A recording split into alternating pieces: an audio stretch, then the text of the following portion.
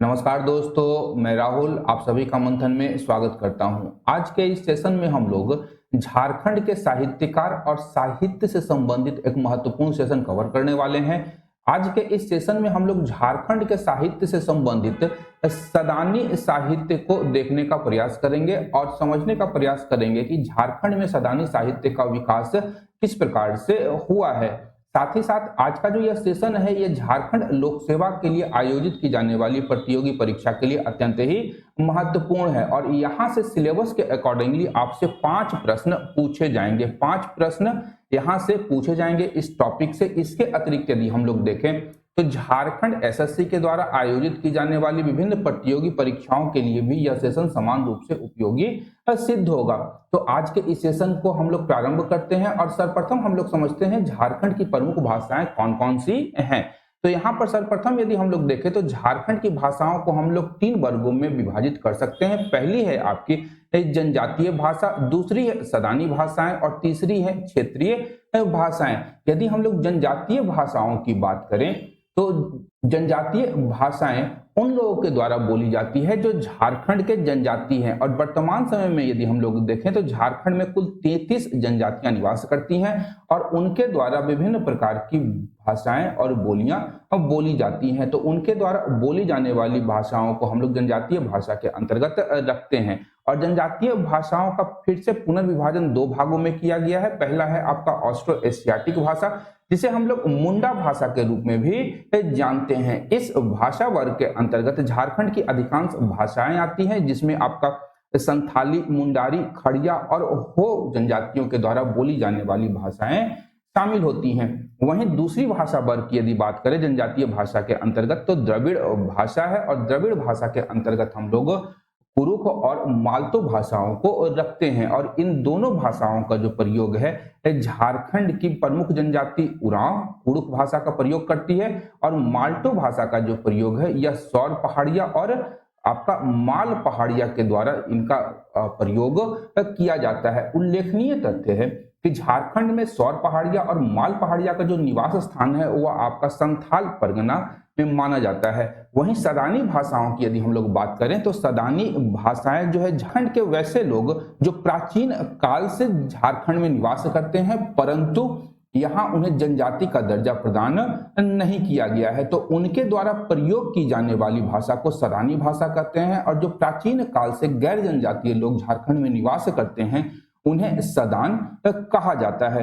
तो सदानों के द्वारा प्रयुक्त की जाने वाली भाषाओं को हम लोग सदानी भाषाओं के रूप में जानते हैं और इसमें सबसे प्रमुख भाषाएं हैं खोरठा, नागपुरी, कुरमाली और पंच परगनिया। इन भाषाओं का प्रयोग झारखंड के सदानों के द्वारा किया जाता है। साथ ही साथ यहाँ निवास करने वाली विभिन्न जनजातियों के द्वारा भी इनका प्रयोग किया जाता है। उसी प्रकार से झारखंड में कुछ क्षेत्रीय भाषाओं का भी प्रचलन देखा जाता है जिसमें आपका मगही, अंगिका और भोजपुरी शामिल है और ये तीनों भाषाएं यदि हम लोग देखें तो ये तीनों भाषाएं बिहार से संबंधित हैं और प्राचीन काल से ही झारखंड जो है वह बिहार का एक हिस्सा रहा है। तो ये झारखंड की प्रमुख भाषाओं का विभाजन और वर्गीकरण यहाँ संक्षिप्त रूप में हम लोग देख चुके हैं। अब आगे हम लोग एक एक करके यहाँ पर हम सभी भाषाओं के विषय में जानने और समझने का प्रयास करेंगे। तो सर्वप्रथम आज के इस सेशन में हम लोग झारखंड की सदानी भाषाओं से संबंधित साहित्य और उसके साहित्यकारों की चर्चा करेंगे और यहाँ सर्वप्रथम हम लोग देखेंगे नागपुरी साहित्य को। तो नागपुरी साहित्य की यदि हम लोग बात करें इस भाषा का उद्भव कैसे हुआ है तो नागपुरी को भोजपुरी की एक उपबोली के रूप में माना गया है और यह माना किसने है तो सर जॉर्ज अब्राहम गियर्सन ने नागपुरी को भोजपुरी की एक उपबोली का दर्जा दिया है और जॉर्ज अब्राहम गियर्सन ने अपनी पुस्तक the linguistic survey of India में इस विभाजन को प्रस्तुत या इस सिद्धांत को प्रस्तुत किया है। वहीं प्रोफेसर केसरी कुमार सिंह ने अपने एक आलेख नागपुरी भाषा एवं साहित्य में, ध्यान रखिएगा, अपने आलेख नागपुरी भाषा एवं साहित्य में प्रोफेसर केसरी कुमार सिंह का कहना है कि मगही और मैथिली की तरह नागपुरी को भी मागधी अपभ्रंश से प्रस्तुत एक निश्चित भाषा माना है। किसने माना है तो प्रोफेसर केसरी कुमार सिंह ने। तो यह बहुत ही महत्वपूर्ण हो जाता है, आपसे प्रश्न पूछा जा सकता है कि किस विद्वान ने मगही और मैथिली की तरह नागपुरी को भी मागधी अपभ्रंश से प्रस्तुत एक निश्चित भाषा माना है? तो प्रोफेसर केसरी कुमार सिंह का यह मानना है। वहीं डॉक्टर श्रवण कुमार गोस्वामी ने अपने शोध में नागपुरी शिष्ट साहित्य, इनका शोध है किनका? तो श्रवण कुमार गोस्वामी का। इन्होंने अपने शोध में माना है कि नागपुरी क्या है? तो आर्य भाषा परिवार की एक औरस संतान है। ध्यान रखिएगा, आपसे यह भी प्रश्न पूछा जा सकता है कि किसने माना है कि नागपुरी आर्य भाषा परिवार की एक औरत संतान है? तो डॉक्टर श्रवण कुमार गोस्वामी का यह मानना है। उन्होंने अपने शोध पत्र में इसे माना है। आगे लिखते हैं इसके विषय में कि नागपुरी को आर्य भाषा की एक औरत संतान मानते हुए इन्होंने अर्ध मागधी अपभ्रंश से नागपुरी को उत्पन्न हुआ माना है। तो ध्यान रखिएगा, श्रवण कुमार गोस्वामी ने नागपुरी को अर्ध मागधी से उत्पन्न एक भाषा माना है। और यदि इसके प्रचलन की बात हम लोग देखें कि नागपुरी भाषा का झारखंड के किस क्षेत्रों में प्रचलन है या किस किस भारतीय राज्य में इसका प्रचलन देखा जाता है, तो उसमें प्रमुख है झारखंड राज्य। ऑब्वियसली झारखंड में निवास करने वाले जो सदान हैं वह नागपुरी भाषा का प्रयोग करते हैं, और रांची, लोहरदगा, गुमला, सिमडेगा, सिंहभूम, आपका पश्चिमी और पूर्वी सिंहभूम तथा लातेहार जिलों में निवास करने वाले जो सदान हैं यहाँ पर नागपुरी भाषा का प्रयोग करते हैं। वहीं छत्तीसगढ़ राज्य के जसपुर, सरगुजा और कोरबा जिलों में इस भाषा का प्रचलन देखा जाता है। साथ ही साथ उड़ीसा के सुंदरगढ़, क्योंझर और बारीपदा जिलों में आपका नागपुरी भाषा का प्रचलन देखा जाता है। अब हुआ क्या कि जब अंग्रेज लोग यहाँ पर निवास कर रहे थे, यहाँ पर शासन कर रहे थे, तो झारखंड, छत्तीसगढ़ और उड़ीसा के मजदूरों को इन्होंने बंगाल के चाय बागानों में ले जाकर के मजदूरी पर लगा दिया। अब जब यहाँ से प्रव्रजन हुआ सदानी लोगों का, तो वहां पर जाकर के असम के चाय बागानों में इन्होंने ये आपका नागपुरी भाषा बोलना प्रारंभ किया। इसलिए आज के दिन में हम लोग असम के जो चाय बागान है वहां पर देखते हैं कि नागपुरी भाषा का प्रचलन देखा जाता है। इस प्रकार 4 राज्यों में नागपुरी भाषा का प्रचलन वर्तमान समय में देखा जाता है।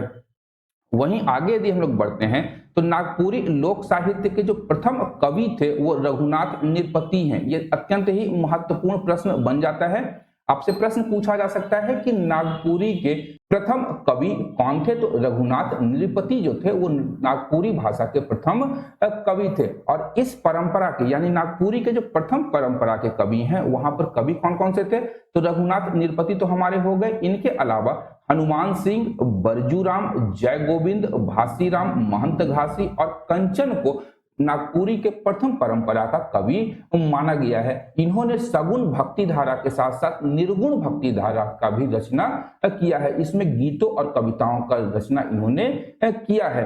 और यहाँ पर जो प्रथम परंपरा के कवि हैं इनकी जो रचनाएं हैं मूल रूप से सगुण भक्ति धारा से संबंधित है। और निर्गुण भक्ति धारा की परंपरा के कवि की बात करें तो उसमें कवि सोबरण, महंत घासी, रुंगटू मलार, अर्जुन और मृत्युंजय नाथ शर्मा का नाम सर्वोपरि रखा जाता है। तो ध्यान रखिएगा, नागपुरी में मूल रूप से सगुण और निर्गुण भक्ति की जो कविताएं और गीत हैं उनकी रचना यहाँ पर की गई है लोक साहित्य के अतिरिक्त। यदि हम लोग आधुनिक काल के प्रमुख कवियों की बात करें तो उसमें प्रफुल्ल कुमार राय, सहनी उपेंद्र पाल नहन, शिव अवतार चौधरी, लाल रण विजय नाथ शाहदेव, डॉक्टर बीपी केसरी, रामदयाल मुंडा, गिरधारी राम गौंझू आदि जो है आधुनिक काल के प्रमुख कवियों में आते हैं। वहीं हम लोग बात करें नागपुरी गद्य साहित्य के विकास का तो 1900 ईस्वी के आसपास इस नागपुरी गद्य साहित्य का विकास माना जाता है। और मूल रूप से ईसाई धर्म प्रचारकों ने नागपुरी गद्य साहित्य का विकास किया है। अत्यंत ही महत्वपूर्ण है आप लोगों के लिए। यह भी प्रश्न बन जाता है कि किसने नागपुरी गद्य साहित्य के विकास में सर्वाधिक योगदान दिया? तो ईसाई धर्म प्रचारकों के द्वारा इसमें योगदान दिया गया था। वहीं नागपुरी का जो प्रथम व्याकरण है उसका रचना जो है नोट्स ऑन दी गवारी डायलेक्ट ऑफ लोहरदगा छोटा नागपुरी से की गई है। ध्यान रखिएगा, नागपुरी का प्रथम व्याकरण कौन है? तो नोट्स ऑन दी गवारी डायलेक्ट ऑफ लोहरदगा छोटा नागपुरी, यह नागपुरी भाषा का प्रथम व्याकरण है। और इसके रचनाकार कौन है? तो E.H.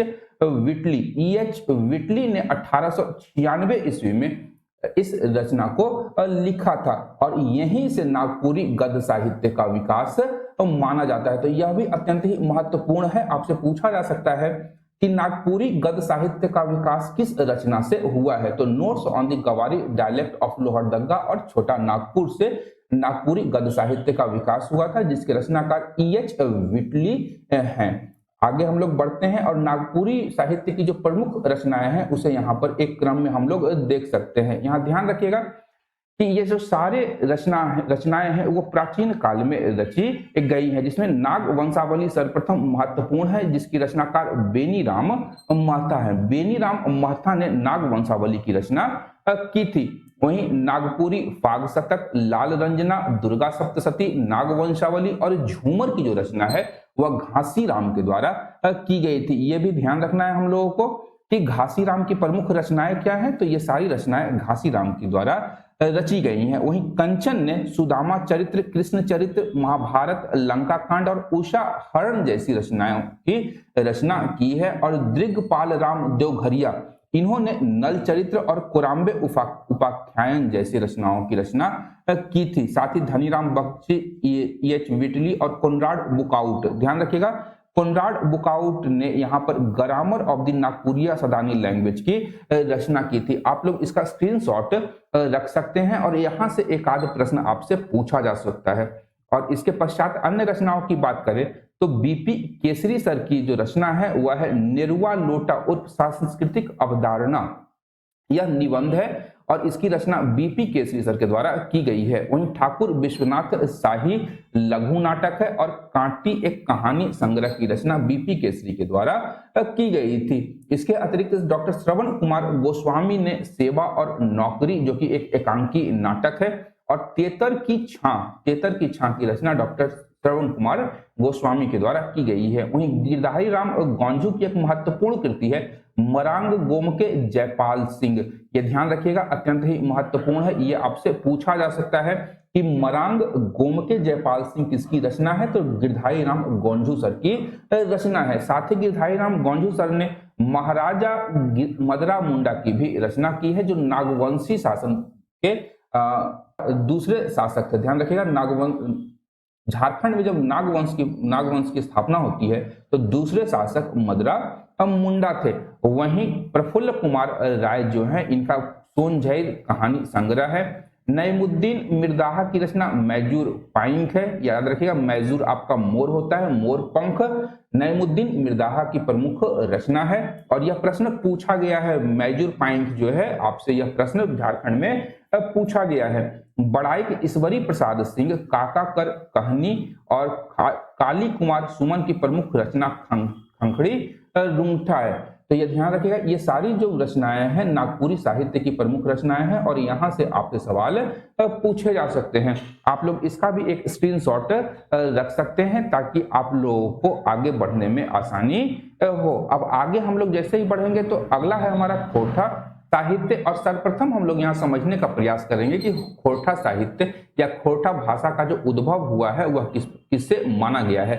तो खोरठा भाषा के जो विद्वान हैं A.K. झा सर, ध्यान रखिएगा A.K. झा खोरठा भाषा के सर प्रमुख विद्वान हैं और इनका मानना है कि खोरठा भाषा जो है यह भारत की प्राचीनतम लिपि खरोष्ठी से संबंधित है और खरोष्ठी से ही इन्होंने खोरठा का उद्भव बताया है। उनका मानना है कि खरोष्ठी ही कालांतर में अपभ्रंशित होते होते खोरठा बन गई। ध्यान रखिएगा A.K. झा सर ने खरोष्ठी लिपि से खोरठा का उद्भव माना है। और यहाँ उल्लेखनीय तथ्य है कि खोरठा जो है झारखंड की एक आर्य भाषा परिवार से संबंधित एक प्रमुख भाषा है और इसका जो प्रचलन है यह मूल रूप से आपका धनबाद, बोकारो, हजारीबाग, चतरा, गिरिडीह, कोडरमा आदि जिलों में देखा जाता है। खोरठा शिष्ट साहित्य का आरंभ की यदि हम लोग बात करें तो 1947 ईस्वी के पूर्व ही इसका आरंभ हो चुका था और आजादी के पूर्व भुवनेश्वर दत्त शर्मा ने खोरठा भाषा में कई क्रांतिकारी रचनाओं की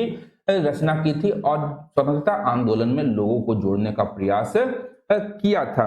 इसके अतिरिक्त यदि हम लोग बात करें खोरठा साहित्य के प्रमुख लेखक या रचनाकारों की तो उसमें सब प्रमुख नाम उभर करके आता है श्रीनिवास पानुरी जी का। और पानुरी जी का जो निवास स्थान था वह धनबाद के बरवा अड्डा में स्थित है। उनकी प्रमुख कृतियों या रचनाओं की बात करें तो इन्होंने मेघदूत, तितकी, दिव्य ज्योति एवं बाल किरण के साथ साथ चाभी काठी, उद्भासल कर्ण और आंखिक गीत जो उनका कविता संग्रह है, इनकी रचनाएं इन्होंने की थी। और प्रथम खोरठा पत्रिका का जो प्रकाशन है वह श्रीनिवास पानुरी जी के द्वारा किया गया था। उसका नाम था मातृभाषा। मातृभाषा का प्रकाशन श्रीनिवास पानुरी जी ने 1957 ईस्वी में किया था। साथ ही साथ खोरठा पाक्षिक पत्रिका खोरठा की शुरुआत इन्होंने 1970 ईस्वी में किया था। इसके अतिरिक्त यदि हम लोग देखें तो पुटूस फूल एक कहानी संग्रह है जिसके रचनाकार गजाधर महतो प्रभाकर हैं। गजाधर महतो प्रभाकर के द्वारा पुटूस फूल कहानी संग्रह की रचना की गई है। साथ ही साथ खोरठा ढाकी क्षेत्र कमेटी कोठार से एक टोकी फूल का प्रकाशन 1985 ईस्वी से आरंभ हुआ था। इसके अतिरिक्त यदि हम खोरठा भाषा की प्रमुख रचनाओं की बात करें तो इसमें सर्वप्रथम सेवाती और झिंगुर प्रमुख है, जिसके रचनाकार सुकुमार सर हैं और सुकुमार सर ने ही डाह नाटक की रचना की थी। इसके अतिरिक्त शिवनाथ प्रमाणिक की महत्वपूर्ण रचना है रूसल पुटूस। साथ में संतोष कुमार महतो जी ने एक पथिया डोंगल महुआ की रचना की है। साथ ही रमनिका गुप्ता ने बोनेक बोल, विनोद कुमार की सोंध माटी और धनपत महतो की बिरसा भगवान, एके झा सर की मेका मेकी न मेट माट की रचना यहाँ पर हम लोगों को देखने को मिलता है। साथ ही साथ बंसी लाल ने डिंडाक डुआनी नामक एक रचना की थी। इसके अतिरिक्त फूलचंद महतो ने भीष्मेक सूत, श्याम सुंदर जी की मुक्तिक डेहर, पानुरी जी की कृति राम कथा मृत और संतोष कुमार महतो सर की एक मौनी फूल एवं एक पथिया डोंगल महुआ काव्य संग्रह जो है खोरठा की प्रमुख रचनाओं में से एक है। साथ ही साथ अंत में चितरंजन महतो चित्रा सर की जिंदगी की टो एक प्रमुख उपन्यास है। यहाँ से आपसे प्रश्न पूछे जा सकते हैं विभिन्न रचनाकारों के नाम और उनकी रचनाओं से संबंधित। आगे यदि हम लोग देखें तो लुआठी पत्रिका का जो संपादन है वह गिरधारी गोस्वामी आकाश खूंटी के संपादन में 1999 से बाली डी से हुआ था। ध्यान रखिएगा, गिरधारी गोस्वामी आकाश खूंटी के संपादन में लुआठी पत्रिका का संपादन एवं प्रकाशन बाली डी से हुआ था। साथ ही साथ सहिया नामक द्विमासिक पत्रिका जो है इसके संपादक थे अनिल कुमार गोस्वामी। ध्यान रखिएगा, अनिल कुमार गोस्वामी जो हैं वह सहिया नामक द्विमासिक पत्रिका के संपादक थे। लुआठी का यदि हम लोग आज से समझे तो लुआठी मसाल का एक पर्यायवाची शब्द है। खोरठा में मशाल को लुआठी कहा जाता है। इसके पश्चात अब हम लोग पंचपरगनिया साहित्य के उद्भव, विकास और प्रमुख साहित्यकार और उनकी रचनाओं को यहाँ पर देख लेते हैं। सर्वप्रथम पंचपरगनिया भाषा का उद्भव एवं विकास की यदि हम लोग बात करें तो प्रोफेसर केसरी कुमार सर का कहना है कि पंचपरगनिया नागपुरी मागधी अपभ्रंश से प्रसूत एक निश्चित भाषा है। यानी इनका मानना है कि पंचपरगनिया जो है वह मागधी अपभ्रंश से निकली हुई एक महत्वपूर्ण भाषा है। वहीं नागपुरी के एक विशिष्ट रूप को अन्य विद्वानों का भी कहना है कि नागपुरी भाषा के ही एक विशिष्ट रूप को इन्होंने पंचपरगनिया कहा है, क्योंकि इस भाषा का जो प्रचलन था वह पंच परगना के क्षेत्रों में देखा जाता है। पंच परगना क्षेत्र में आपका शामिल है बुंडू, तमाड़, राहे, सोनाहातू और सिल्ली। इन्हें पंच परगना का क्षेत्र कहा गया है। और नागपुरी की जो एक विशेष शैली या भाषा का जो विकास इस पंच परगना क्षेत्र में हुआ था, इसे ही हम लोग आधुनिक काल में पंच परगनिया भाषा के रूप में जानते हैं। और पंच परगनिया में मूल रूप से आपके लोक गीतों की रचना हुई है, जिसमें झूमर, डमकच, खेमटा, डहरिया, टूसुर, आपका रंग और विवाह गीत आदि प्रमुख हैं। यदि हम लोग पंच परगनिया भाषा क्षेत्र में शिष्ट साहित्य के आरंभ को देखें तो इसका आरंभ जो है बिनंद या बिनंदिया कवि से माना गया है, जो सिल्ली के राजा थे। सिल्ली के शासक थे बिनंद या बिनंदिया कवि। इनसे ही पंच परगनिया शिष्ट साहित्य का विकास माना जाता है।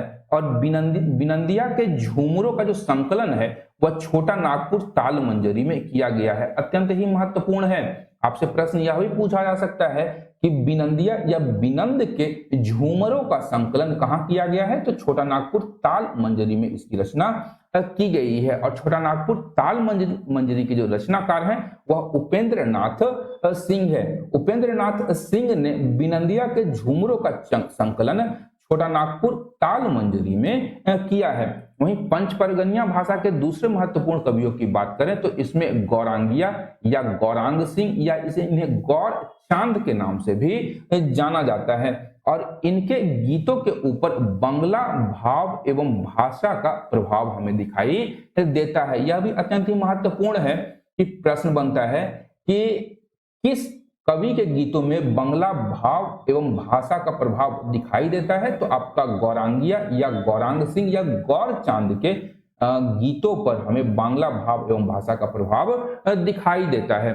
इसके अतिरिक्त पंच परगनिया के कबीर पंथी धारा को उच्च स्थान दिलाने में प्रमुख कवि थे कवि सोबरन। कवि सोबरन ने ही कबीर पंथी धारा को पंच परगनिया गीतों में उच्च स्थान दिलाने में अपनी महत्वपूर्ण भूमिका निभाई थी। साथ ही नागपुरी के एक प्रमुख कवि हुए थे बरजू राम। इनकी तरह ही पंच परगनिया में भी बरजू राम नामक एक कवि का महत्वपूर्ण स्थान है। अब यहाँ पर यह बता पाना कठिन है कि नागपुरी के बरजू राम और पंच परगनिया के बरजू राम दोनों एक ही व्यक्ति हैं या अलग अलग व्यक्ति हैं, यह हमें पता नहीं चल पाता है।